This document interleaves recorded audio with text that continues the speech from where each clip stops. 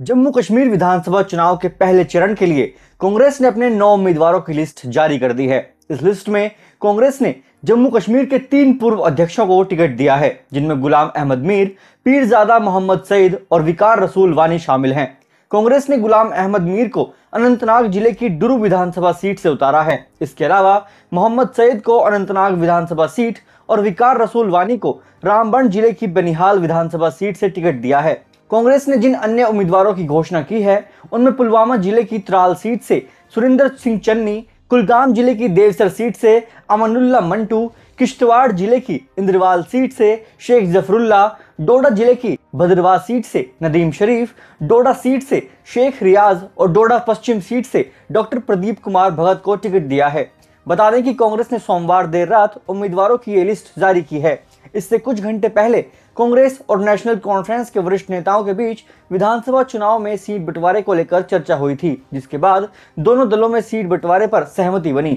National conference के अध्यक्ष फारूक अब्दुल्ला, वरिष्ठ कांग्रेस नेता केसी वेणुगोपाल, सलमान खुर्शीद और जम्मू कश्मीर इकाई के अध्यक्ष तारिक हमीद कर्रा ने श्रीनगर में एक प्रेस कॉन्फ्रेंस की। उन्होंने कहा कि दोनों दलों ने कुल 90 सीटों में से 85 सीटों पर सीट बंटवारे और शेष 5 सीटों पर दोस्ताना मुकाबले पर सहमति जताई है।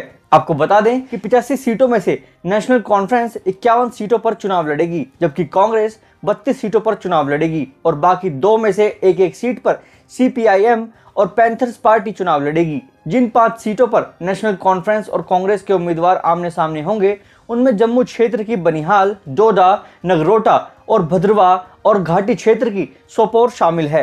कर्रा ने कहा कि दोनों पार्टियां इन 5 सीटों पर एक दूसरे के खिलाफ उम्मीदवार उतारेंगी, लेकिन मुकाबला पूरी तरह से दोस्ताना होगा। सीट बंटवारे को लेकर जम्मू कश्मीर नेशनल कॉन्फ्रेंस के अध्यक्ष फारूक अब्दुल्ला ने कहा, बहुत खुशी की बात है। हम लोगों ने मुहिम शुरू की थी कि उन ताकतों के खिलाफ लड़ें जो यहाँ लोगों को बांटने की कोशिश कर रहे हैं। इंडिया गठबंधन बना ही इसलिए था कि सांप्रदायिक ताकतों के खिलाफ लड़ें। हमने सौहार्दपूर्ण माहौल में बातचीत की है। कांग्रेस महासचिव ने कहा, बीजेपी जम्मू कश्मीर की आत्मा को नष्ट करने की कोशिश कर रही है। हमारे इंडिया गठबंधन का मुख्य उद्देश्य जम्मू कश्मीर की आत्मा को बचाना है। इसलिए जम्मू कश्मीर में सरकार बनाने के लिए कांग्रेस और नेशनल कॉन्फ्रेंस एक साथ आ रहे हैं, जो कि जम्मू कश्मीर के लोगों के साथ पूरी तरह से मित्रतापूर्ण है।